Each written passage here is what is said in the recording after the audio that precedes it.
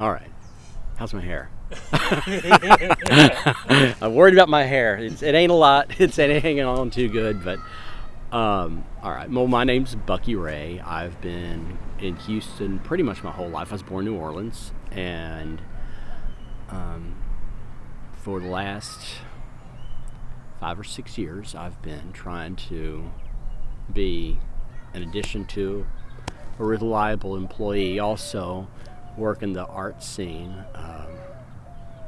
I'm really not sure exactly how I got the idea that I wanted to hang out in the arts. I think it was mostly because I kind of got off on getting the applause, and it's just been something I've been doing for. Well, I came back. I got pulled out of the arts, become a full-time dad for about 6 or 7 years, and then I'm not feeling it. Hold on, I'm sorry. Can I start over? Sorry. I'm mumbling. That's the problem. I start thinking, I start mumbling. What am I gonna talk about? Hi, I'm Bucky Rea. I am a poet, and I put on poetry shows, and I've been doing that for about 4 or 5 years now in the Houston art scene, and it's something that I like doing. I do it mostly for the applause, but I also I started doing it because I met a whole bunch of artists over the last few years, people who have something to say, and I just want, and they're not always the best at delivering it, or they don't deliver their poetry with enough panache or something. So I thought, let's make a big show out of it, because so much of what people have to say tends to be it can be very deep and it can be very thorough, and they don't always convey that in their performances. So what I started doing is saying, if we can get like 4 or 5 people to be the voices within someone's poetry, then the person who wrote the poetry can be in the audience, and they can hear someone else doing their poetry, and we can bring out the different voices in that poetry. So that's kind of what I started doing.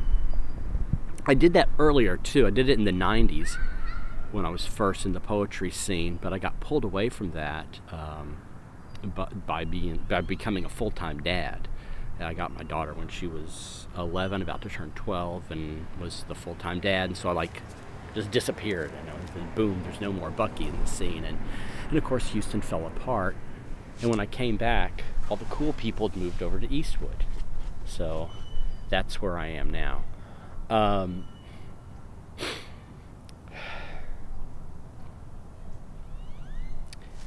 what I've started doing now is, the artists that I've started working with are not just poets or actors, but I've started using musicians, and with one fella, he's a videographer, and last show we used dancers, and I'm starting to meet people in other art forms who also are bringing some kind of interpretation into it. In order to work with dancers, I had to start doing dancing myself, and I can't move. I routinely stomp on someone else's toes, because that's just how I move.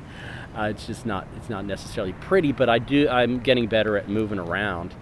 What happened? What I want to talk about was a couple of weeks ago, I went with a bunch of friends to an art show, and I've become more appreciative of like the visual arts, and so there was a series of artists that were on display at a series of galleries are on display at Gallery Row over on the near west side of town, and we went to gallery to gallery. It was fun, and we kind of talked, and we had a little bit of red wine there, but not a lot. I had like 2 glasses, and then we went over afterwards. We went over to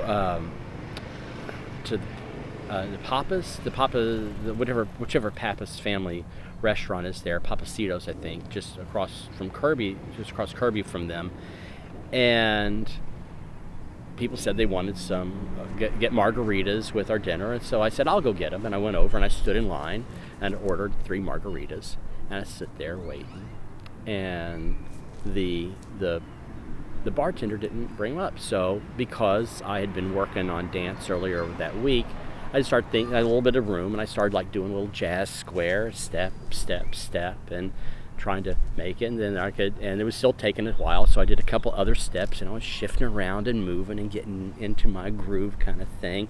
And it was the longer it's taking, the more room I had, and the more I was bopping around. I was having a good time, and I was saying it was taking the bartender a really long time to come up with these 3 margaritas, and I was kind of getting ready to kind of wave at him, and then the manager walks up, or a woman walks up to me. I didn't know she was the manager. Walked up and she said, "I'm the manager," and she shook my hand and said, "Sir, I just wouldn't feel right serving you any alcohol right now, because I'd been dancing, and it's like, you can't express joy in this world, and you can actually, and it's okay to express joy in this world. You just can't do it at Pappasitos." So I like expressing joy. That's one thing that ought to come out more in art is, I mean, we have to deal with the painful stuff, and I drink smart water, but it doesn't work. I might be able to ask for my money back. Anyway, so I started doing this because even when you look at the pain, even when you deal with painful stuff, there's something joyful in being alive and in expressing what's beautiful about life, even in the pain, and real joy is attainable through the arts, but sometimes you have to go through the pain to get to it. And what's been coming up, what I've been getting, becoming more aware of lately is over some events that have happened in the last year and a half, is that there's a lot of pain in the arts community. And there's a lot of isolation, because arts are about reflecting, and it's about seeing what it is that I have to bring to an audience, whether it's visual or performance or literary or whatever combination you're doing. And thinking about it makes it, and the artists are people who think about a lot and have a critical way of thinking about it. And that critical way of thinking about it can be turned inward. And I'm mentioning this because what's happened in the last year and a half, and this is something that a group of us are working on, what's happened in the last year and a half is that there has been a contagion of suicide, or a contagion of isolation and depression, and in a number of cases it's led to suicide within our community. And it was about, I want to say, 16 months ago, we lost Al. And then last year, we lost Alice. And then we lost Scott, and we lost some other people. And then in January, we lost Amanda. And I have had enough. And it's something that we have to talk about. And I didn't intend to talk about this. I had a really good anecdote about being stupid around meeting a girlfriend's parents, but as I stumbled into talking about this, what's happened is we're trying to formulate like an artistic response to the crisis that's in our community. I don't want to say crisis, but it's a situation where people are isolating and we're losing them, and it feels kind of almost like you got a serial killer who's picking off my people one at a time, and so a couple people got together after we lost Amanda and said we need to get an organization of some kind together, and we came up with a concept and a name, and it's something we'll be doing something about in the coming spring. And I thought, well, what can I do to contribute it? And I'm going to fight this the only way I know how. I'm going to put on a show.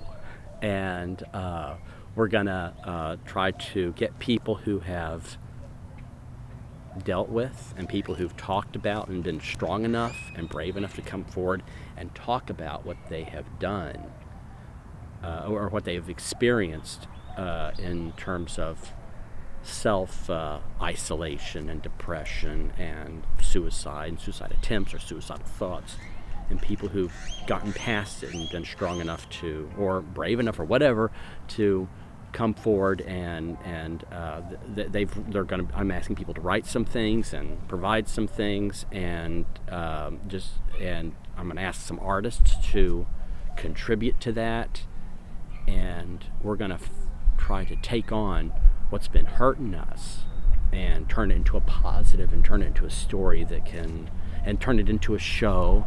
And I've gotten an offer, a very generous offer from a venue here in town, from Frenetic Theater, and they're going to give me a night where we can put on a show and get some information out to people and let them know this is that there are resources out there, and there's ways to talk to people, and there's ways who are suffering, or if you're suffering, there's people to talk to, and that it's okay to say, I'm having a bad day, I feel like crap, I feel disconnected, and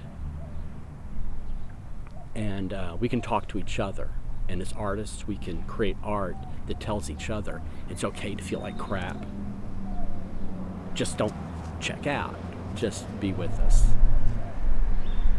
I guess that's what I wanted to talk about. Really, I had a really good story about an ex-girlfriend whose parents I made a really bad impression on once. I'll take it real quick, and then I'll finish up. So I was meeting her parents for the first time, and we went out to a restaurant. We went to Madam Chang's upstairs over the Randalls, and Kirby, and I was real nervous about meeting them, and I didn't know exactly what to say to them, and they turned out to be cool people. And as the dinner went on, I got more comfortable with them, forgetting that I was still trying to make a good first impression. And then the fortune cookies came out, and my thought was, say, hey, do you ever do that thing where you open a fortune cookie and you read your fortune, but you add between the sheets? And as I started to say it, I thought to myself, no, Bucky, don't say that. And so, but the sentence was already halfway out of my mouth. So what I ended up saying was, hey, did y'all ever do that between the sheets thing? And her mother was like, there was this dead silence at the table, and the mother finally went, sometimes. That's Bucky. Again, the smart water don't work.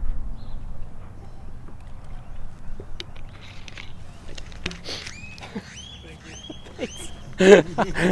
That's awkward. Oh my God.